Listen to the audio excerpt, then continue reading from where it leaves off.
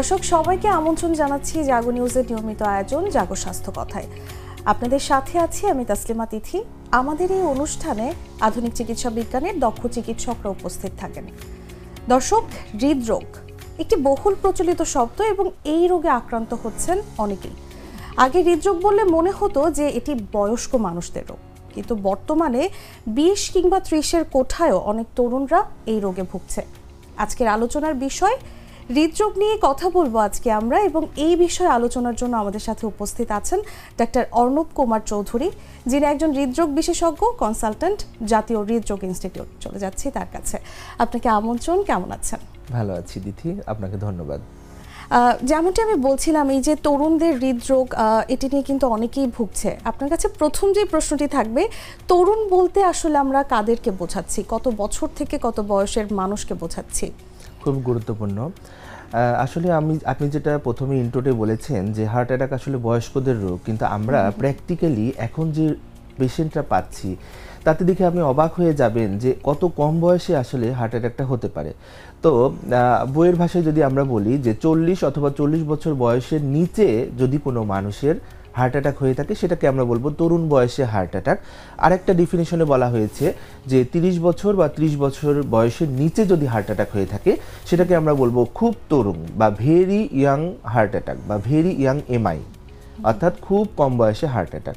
আপনার কাছে যদি একটু জানতে চাই পরিসংখ্যানটা, যেহেতু আপনাদের কাছে অনেক পেশেন্ট আসে, আপনারা দেখছেন, পরিসংখ্যানটা সম্পর্কে যদি জানতে চাই। বাংলাদেশ এবং ভারতীয় উপমহাদেশে বর্তমানে এই ইয়াং হার্ট অ্যাটাকের রোগীর সংখ্যা আসলে খুব দ্রুত বৃদ্ধি পাচ্ছে। গত কয়েক দশক আগেও কিন্তু হার্ট অ্যাটাককে আমরা মনে করতাম যে এটা একটা বয়স্কদের রোগ, যেখানে অন্যান্য উন্নত দেশগুলোতে হার্ট অ্যাটাকের প্রথম বয়স কিন্তু হয়ে থাকে আফটার 60 ইয়ার্স, অর্থাৎ 60 বছর বয়সের পরের রোগ। অর্থাৎ ইউরোপিয়ান এবং পাশ্চাত্য দেশগুলোতে যেখানে তাদের প্রথম হার্ট অ্যাটাক কিন্তু হয়ে থাকে আফটার 60 ইয়ার, অর্থাৎ 60 বছর বয়সের পরে। সেখানে আমাদের দেশে আমরা কিন্তু যখন সিসিইউতে ডিউটি করছি তখন আমরা দেখেই অবাক হয়ে যাচ্ছি যে এত কম বয়স্ক পেশেন্ট কেন এরকমভাবে হার্ট অ্যাটাক নিয়ে আসতেছে। এখন বাংলাদেশের ওরকম ক্লিন কাট পরিসংখ্যান খুব কম, তবুও একটা পরিসংখ্যানে বলা হয়েছে বাংলাদেশে এখন মোট হার্ট অ্যাটাকের রোগীর প্রায় 20 to 25% পেশেন্ট, অর্থাৎ 1/4 পেশেন্ট কিন্তু তরুণ বয়সে হার্ট অ্যাটাক, অর্থাৎ তাদের বয়স কিন্তু 40 অথবা 40-এর নিচে, এবং দিনে দিনে এটি বেড়েই চলছে এবং এটা খুব ভয়ঙ্কর একটা পরিসংখ্যান। একদমই। এবার যদি একটু জানতে চাই, এই যে তরুণ বয়সের হার্ট অ্যাটাক নিয়ে কথা বলছি, এই তরুণ বয়সের হার্ট অ্যাটাক বৃদ্ধির কারণগুলো আসলে কি কি? আমি যদি বলি এক কথায় যে তরুণ বয়সে কেন হার্ট অ্যাটাক বেড়ে যাচ্ছে, তাহলে এটা যদি আমি ব্রড হেডিংয়ে বলি তাহলে 1 নম্বরে আসবে তাদের অনিয়ন্ত্রিত জীবনযাত্রা এবং সেডেন্টারি লাইফস্টাইল। এর মধ্যে যদি আমি পয়েন্ট আকারে ছোট ছোট পয়েন্টে ভাগ করে বলি তাহলে প্রথমেই আসবে যে তরুণ বয়সে হার্ট অ্যাটাকের মূল কারণ হলো তাদের মাদকাসক্ততা, অর্থাৎ বিশেষ করে এর মধ্যে মেনলি দায়ী কিন্তু ধূমপান। এবং অনেক তরুণ পেশেন্ট আমরা পাচ্ছি যে তারা একেবারে চেইন স্মোকার। ধূমপান কিন্তু আমাদের মানে কার্ডিয়াক হেলথের জন্য একেবারেই নটোরিয়াস একটা জিনিস। এবং এখন কিন্তু বলা হচ্ছে যে যারা ধূমপায়ী নয় সরাসরি, যারা প্যাসিভ স্মোকিং কথাটাও কিন্তু এখন আমাদের গাইডলাইনে চলে এসেছে। অর্থাৎ আপনি হয়তো এমন ফ্রেন্ড সার্কেল অথবা কলিগদের সঙ্গে সবসময় ঘোরাফেরা করেন, হয়তো তাদের মধ্যে কেউ না কেউ ধূমপান করছে, সেখান থেকেও কিন্তু আপনার হৃৎপিণ্ডে সমস্যা হতে পারে, হার্ট অ্যাটাক হতে পারে। এবং এই প্যাসিভ স্মোকিং অথবা অ্যাক্টিভ স্মোকিং, সরাসরি ধূমপান এবং পরোক্ষভাবে ধূমপান কিন্তু একই রকমভাবে আমাদের হৃৎপিণ্ডের অসুস্থতার জন্য দায়ী। এবং অন্যান্য যে মাদকাসক্ততা, যেমন বিশেষ করে ইয়াবা, তারপরে হেরোইন, গাঁজা, এগুলোও কিন্তু একইভাবে আমাদের কার্ডিয়াক হেলথের উপরে খারাপ প্রভাব ফেলে। এবং আরেকটি তরুণ বয়সে আরও যে ফ্যাক্টরগুলো রয়েছে তার মধ্যে আরেকটি হলো ফিজিক্যাল ইনঅ্যাক্টিভিটি। তারা দেখা যাচ্ছে অলস জীবনযাপন করে, ফিজিক্যাল ইনঅ্যাক্টিভিটি, ডেস্ক জব করে, অথবা দেখা যাচ্ছে বাসায় সবসময় স্মার্ট গেজেটে, মোবাইল অথবা কম্পিউটারে বসে হয়তো কাজ করে। দেখা যাচ্ছে যে ফিজিক্যাল ইনঅ্যাক্টিভিটি, অর্থাৎ তাদের চলাফেরা বা ফিজিক্যাল মুভমেন্টটা খুব কম হয়, এক্সারসাইজ করে না, এটা একটা কারণ। এবং আগে থেকে যদি ফ্যামিলি কোনো হিস্ট্রি থাকে যে দেখা গেল যে খুব কম বয়সে তাদের মায়ের বংশের বা বাবার বংশের কেউ হার্ট অ্যাটাকে মারা গিয়েছে, সেখান থেকেও কিন্তু হার্ট অ্যাটাকের যে সম্ভাবনাটা সেটা কিন্তু তরুণ বয়সে যে কোনো সময় হতে পারে। এবং তার যদি আগে থেকে ডায়াবেটিস থাকে, হাইপারটেনশন বা উচ্চ রক্তচাপ থাকে, রক্তে কোলেস্টেরলের পরিমাণ যদি বেশি থাকে, এটাও কিন্তু তরুণ বয়সে হার্ট অ্যাটাকের একটি অন্যতম প্রধান কারণ। এবং আরেকটি কারণ হলো তাদের বিভিন্ন ধরনের অস্বাস্থ্যকর খাবারের প্রতি আসক্ত। এখন কিন্তু দেখা গেল যে আমরা স্বাস্থ্যকর খাবার দাবারগুলো, বিশেষ করে ফ্রুটস, ভেজিটেবল, এগুলো না খেয়ে কিন্তু আমরা ফাস্ট ফুড, জাঙ্ক ফুড, যেগুলোর মধ্যে ট্রান্স ফ্যাটের পরিমাণ প্রচুর পরিমাণে থাকে, এটা আমাদের কার্ডিয়াক হেলথের জন্য খুব খারাপ, খুবই খারাপ। এবং আরেকটি কথা না বললেই নয়, যেটা হলো যে অতিরিক্ত মেন্টাল স্ট্রেস বা মানসিক চাপ কিন্তু এই তরুণ বয়সে হার্ট অ্যাটাকের একটি অন্যতম প্রধান কারণ। একদম। এবং ডাক্তার অর্ণব, আপনার সাথে যদি একটু যুক্ত করি যে বর্তমানে ছেলেমেয়েদের ঘুমেরও কিন্তু একটা অনিয়মের ব্যাপার আছে, তারা ঠিকঠাকভাবে ঘুমাচ্ছে না এবং যেমনটি আপনি বলছিলেন ফোনে আসক্ত থাকার কারণে ঘুম হচ্ছে না। এই ঘুমের ব্যাপারটা কি কোনোভাবে অবশ্যই আছে? অত্যন্ত গুরুত্বপূর্ণ একটা তথ্য দিয়েছেন তিথি। এটা কিন্তু আসলে মানসিক স্ট্রেস থেকেই কিন্তু হয়। এটা মানসিক স্ট্রেসের মধ্যেই পড়বে ঘুমে ব্যাঘাত।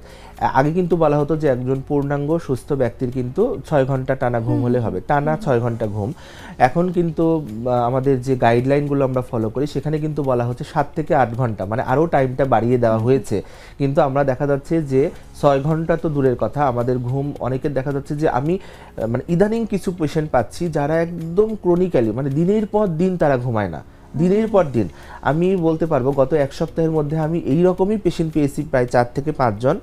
এমনকি গ্রামেও আমি পেয়েছি যে তাদের কোনো রকম ঘুম হয় না, কিন্তু হিস্ট্রি নিয়ে দেখা গেল যে তারা কোনো না কোনো ধরনের বিষণ্ণতায় অথবা কোনো না কোনো মেন্টাল স্ট্রেসের মধ্য দিয়ে যাচ্ছে।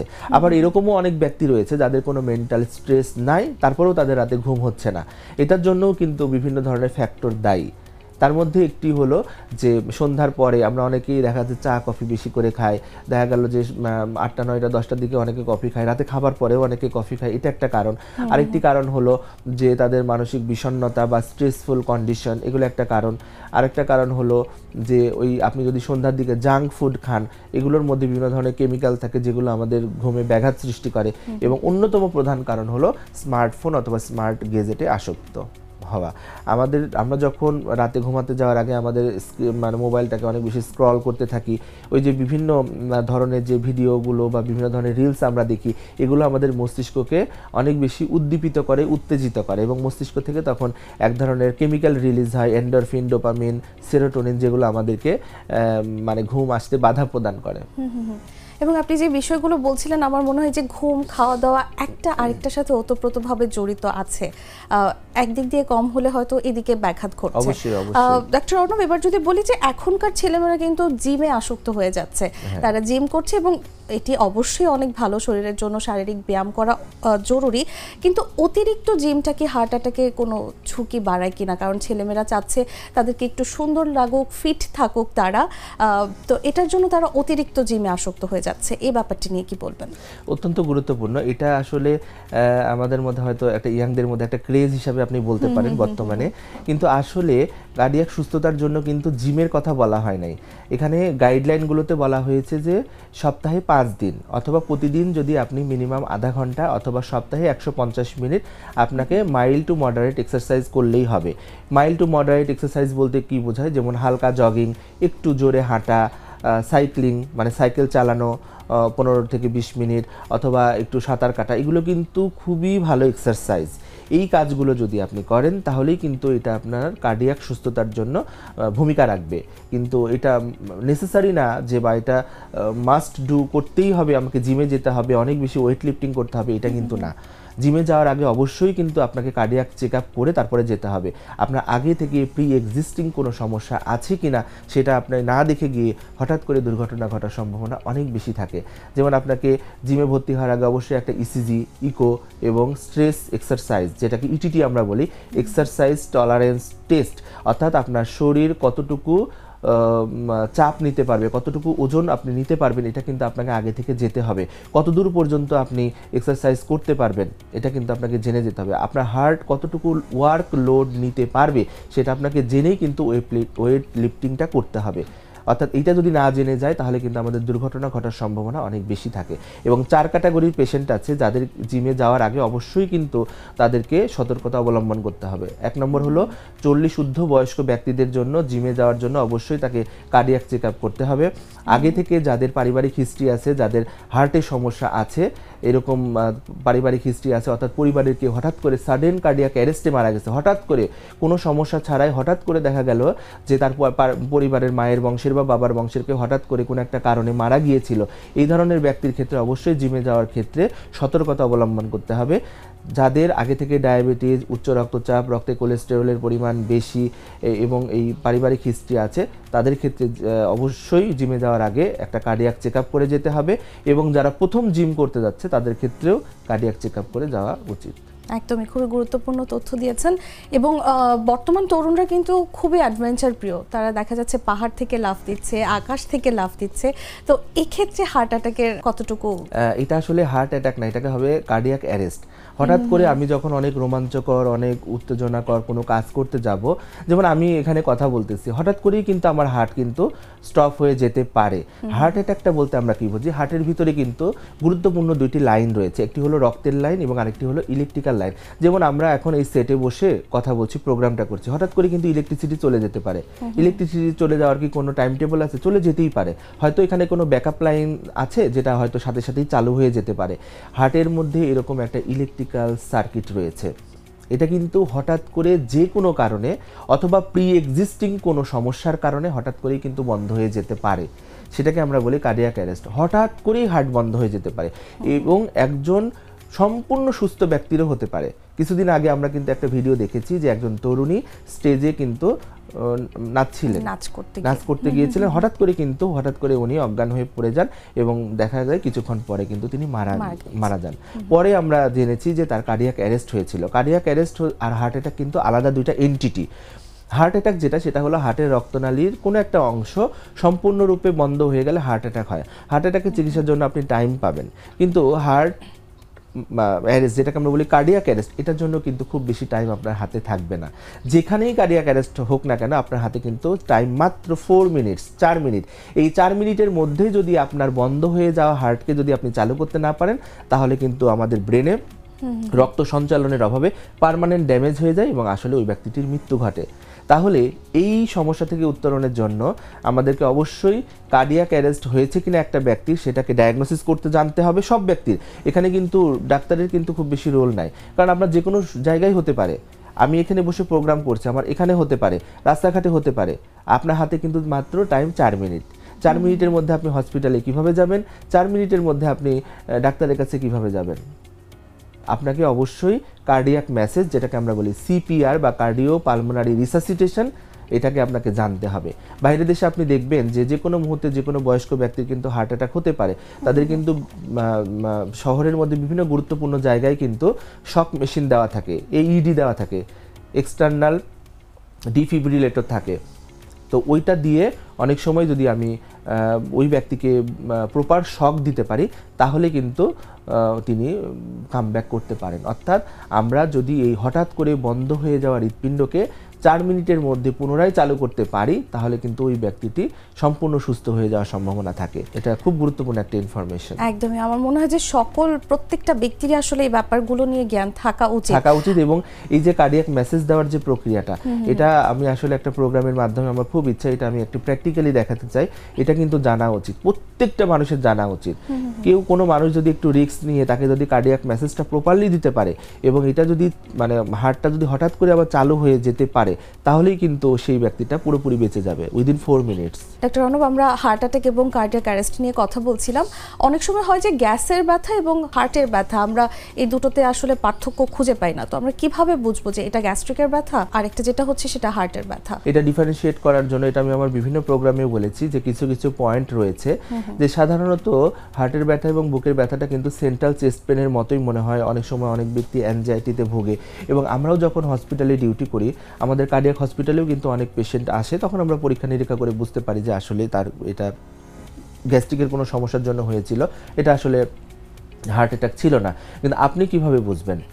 হঠাৎ করে রাতের বেলা যদি এরকম কোনো ব্যথা হয়, আপনি যদি কোনো ইয়াং ব্যক্তি হয়ে থাকেন তাহলে তার ধরে নেওয়া যায় যে এটা গ্যাস্ট্রিকের বা অন্য কোনো কারণে এই বুকে ব্যথাটা হচ্ছে। কিন্তু বয়স্ক যদি কোনো ব্যক্তি থাকে এবং তার আগে থেকে যদি কোনো রিস্ক ফ্যাক্টর থাকে, কোনো খারাপ রিস্ক ফ্যাক্টর থাকে, যেমন তার যদি অনিয়ন্ত্রিত ডায়াবেটিস থাকে, অনিয়ন্ত্রিত উচ্চ রক্তচাপ থাকে, অনিয়ন্ত্রিত রক্তের কোলেস্টেরল থাকে, অনিয়ন্ত্রিত থাইরয়েডের সমস্যা থাকে, অনিয়ন্ত্রিত অন্য কোনো সমস্যা যদি থাকে এবং তার যদি পারিবারিক হিস্ট্রি থাকে যে তার আগে তার পরিবারের আগে অন্য কোনো ব্যক্তির এইভাবে হার্ট অ্যাটাক হয়ে হঠাৎ করে মারা গিয়েছে, তাহলে তার এই ব্যথাটা গ্যাসের ব্যথা হলেও ধরে নিতে হবে যেটা কার্ডিয়াক কোনো কারণে ব্যথা হয়েছে এবং তখন সাথে সাথে তাকে চিকিৎসকের কাছে যেতে হবে। অর্থাৎ রিস্ক ফ্যাক্টরটা খুব ইম্পর্ট্যান্ট।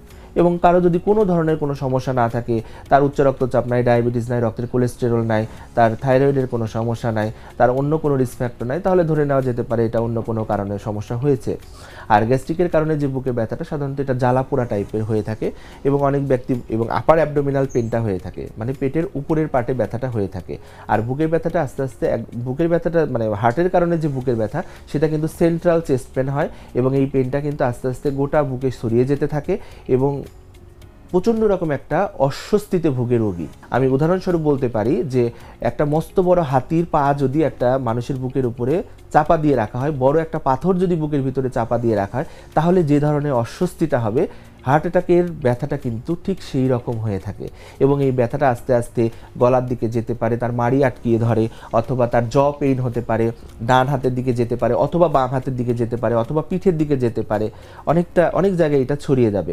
এবং আস্তে আস্তে যদি সেই ব্যক্তিটা রেস্ট নেয় এবং জিহ্বার নিচে যদি সাবলিঙ্গুয়াল নাইট্রোগ্লিসারিন জাতীয় স্প্রে নেয়, তাহলে এই বুকের ব্যথাটা আস্তে আস্তে প্রশমিত হতে থাকে হার্ট অ্যাটাকের পেইনটা।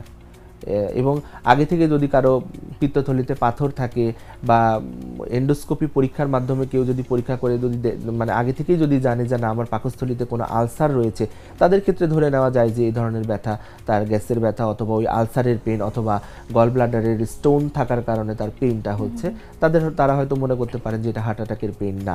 কিন্তু কারো যদি রিস্ক ফ্যাক্টর থাকে, যেমন ডায়াবেটিস, উচ্চ রক্তচাপ, রক্তে কোলেস্টেরলের পরিমাণ বেশি, তাকে ধরে নিতে হবে যে এটা হার্টের দিকেই যেতে পারে যতক্ষণ না পর্যন্ত তিনি পরীক্ষার মাধ্যমে প্রমাণ না করছেন। এবং এই ধরনের ব্যথা হলে আমাদেরকে দেরি না করে দ্রুত আমাদেরকে হসপিটালে যেতে হবে। সাথে সাথে আমাদেরকে একটা ইসিজি করতে হবে। অনেক সময় ইসিজিতেও কিন্তু হার্ট অ্যাটাকের ফিচারটা ভালো মতো আসে না। ইসিজি ভালো মানেই যে তার হার্ট অ্যাটাকটা হয়নি এমনটা কিন্তু না। আরেকটি রক্ত পরীক্ষা আছে ট্রপোনিন আই, এই পরীক্ষাটার মাধ্যমে আমরা বলতে পারি যে তার হার্টে কোনো হার্ট অ্যাটাক হয়েছে কি নাই। এই দুটি পরীক্ষা ইসিজি এবং ট্রপোনিন আই নামক একটি রক্ত পরীক্ষা, এই দুটি পরীক্ষার মাধ্যমে আমরা মোটামুটি শিওর হতে পারবো যে তার হার্ট অ্যাটাক হয়েছে কি না হয় নাই। আমার মনে হয় দর্শকরা অনেক বেশি উপকৃত হবে এই তথ্যগুলো জানা থাকলে।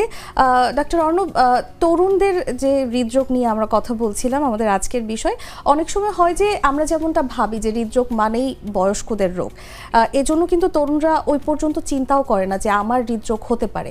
তো কোন কোন উপসর্গগুলো থাকলে তরুণরা বুঝতে পারবে যে তারা হৃদরোগের দিকে যাচ্ছে?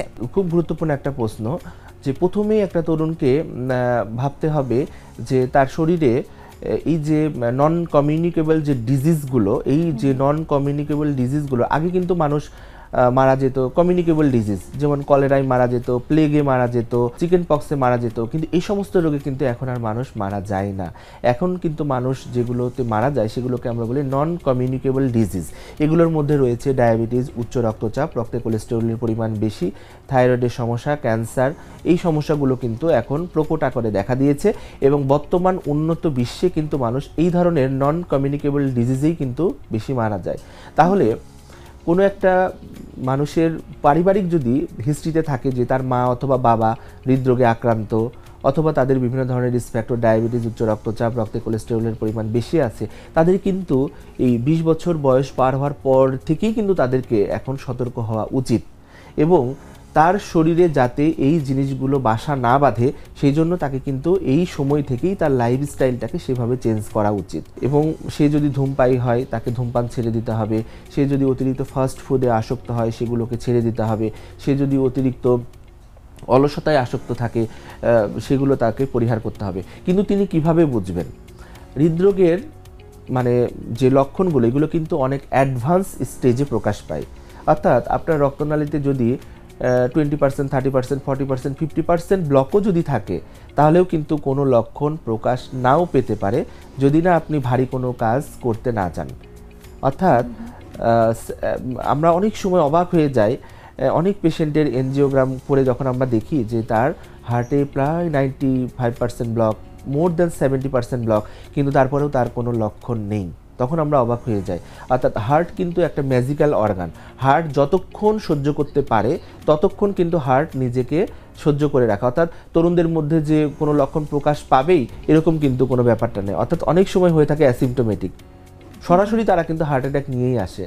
কিন্তু যদি কোনো ব্যক্তির ভারী কাজ করতে গিয়ে যদি বুকের মধ্যে একটা চাপা অস্বস্তি হয়, বুকে যদি ব্যথা হয়, একটু হাঁটতে গেলেই যদি তিনি ক্লান্ত হয়ে পড়েন, আগে যে কাজ তিনি স্বাচ্ছন্দ্যে করতে পারতেন সেই কাজ করতে গিয়ে যদি তার এখন অস্বস্তি বোধ হয়, তাহলে তাকে অবশ্যই একজন ডক্টরের শরণাপন্ন হতে হবে এবং কিছু প্রয়োজনীয় পরীক্ষার মাধ্যমে তাকে এনশিওরড হতে হবে যে তার হৃৎপিণ্ডে কোনো সমস্যা আছে নাকি নেই। একদমই, আমরা আলোচনার একেবারে শেষ পর্যায়ে চলে এসেছি। শেষ যে প্রশ্নটি করতে চাই, হৃদরোগের নানা বিষয় নিয়ে কথা বলছিলাম, আপনি একজন চিকিৎসক হিসেবে তরুণদের হৃদরোগ যেন না হয় এজন্য কোন ধরনের লাইফস্টাইল সাজেস্ট করবেন? আমি এক কথাই বলতে যাব যে তাদের যে সেডেন্টারি লাইফস্টাইল আমাদের বর্তমানে, ইনক্লুডিং মি, আমিও হয়তো এই ধরনের লাইফস্টাইলে আসক্ত, তো এই লাইফস্টাইল থেকে আমাদেরকে বের হয়ে আসতে হবে। আমাদের পরিবারে যদি আমাদের মা বাবার মধ্যে বিভিন্ন ধরনের রিস্ক ফ্যাক্টর থাকে, সেগুলো যাতে নিজের মধ্যে না আসে সেটার জন্য সর্বদা সচেষ্ট থাকতে হবে। স্বাস্থ্যকর খাবার খেতে হবে, যে সমস্ত খাবারে ট্রান্স ফ্যাট, একই তেলে বারবার ভাজা জিনিস আমাদেরকে অ্যাভয়েড করতে হবে এবং বিভিন্ন ধরনের প্যাকেটজাত খাবার, যে সমস্ত খাবারে লবণের পরিমাণ এবং চিনির পরিমাণ বেশি থাকে সেগুলো আমাদেরকে অ্যাভয়েড করতে হবে। শর্করা জাতীয় খাবার পরিমিত গ্রহণ করতে হবে, যতটুকু গ্রহণ না করলেই নয় ততটুকু, এবং আমাদের হার্ট ফ্রেন্ডলি ডায়েট গ্রহণ করতে হবে এবং আমাদের শারীরিক পরিশ্রম বাড়াতে হবে এবং প্রতি সপ্তাহে আমাদের 150 মিনিট যে এক্সারসাইজের কথা বলা হয়েছে, মডারেট এক্সারসাইজ, যেগুলো উদাহরণ আমি দিয়েছি, যে জগিং করা, 30 মিনিট টানা হাঁটা, সাইকেল চালানো, সাঁতার কাটা, এই ধরনের এক্সারসাইজগুলো আমাদের সপ্তাহে মিনিমাম 5 দিন 30 মিনিট অথবা টোটাল সপ্তাহ মিলে আমাদের 150 মিনিট করতে হবে এবং বিভিন্ন ধরনের স্ট্রেসফুল কন্ডিশন থেকে আমাদেরকে বের হয়ে আসতে হবে। এটা খুবই খুবই গুরুত্বপূর্ণ। আমি এই কথাটাকে খুব জোর দিয়ে বলতে চাই যে আমাদের সবার লাইফেই হয়তো বিভিন্ন ধরনের সমস্যা রয়েছে, এই সমস্যাগুলো থেকে যতটুকু নিজেকে মুক্ত করা যায় ততটুকু মুক্ত করতে হবে এবং বিভিন্ন ধরনের হতাশা থেকে আমাদেরকে বের হয়ে আসতে হবে এবং বিশেষ করে তরুণদের মধ্যে যারা ধূমপায়ী এবং যারা বিভিন্ন ধরনের মাদকে আসক্ত, এই মাদকাসক্ততা এবং এই বিশেষ করে ধূমপান থেকে তাদেরকে বের হয়ে আসতে হবে। একদমই। ডাক্তার অর্ণব, আপনাকে অসংখ্য ধন্যবাদ আমাদের সাথে যুক্ত হওয়ার জন্য। আপনাকে ধন্যবাদ। দর্শক, কথা বলতে বলতে অনুষ্ঠানের একেবারে শেষ পর্যায়ে চলে এসেছি। আশা করছি আমাদের আজকের আয়োজনে যেসব গুরুত্বপূর্ণ তথ্যগুলো পেয়েছেন এগুলো দ্বারা আপনারা অনেক বেশি উপকৃত হবেন। যারা এতক্ষণ আমাদের সাথে ছিলেন তাদেরকে অসংখ্য ধন্যবাদ জানিয়ে আজকে এখানেই বিদায় নিচ্ছি। সবাই ভালো থাকবেন, সুস্থ থাকবেন এবং জাগো নিউজের সঙ্গেই থাকবেন। ধন্যবাদ।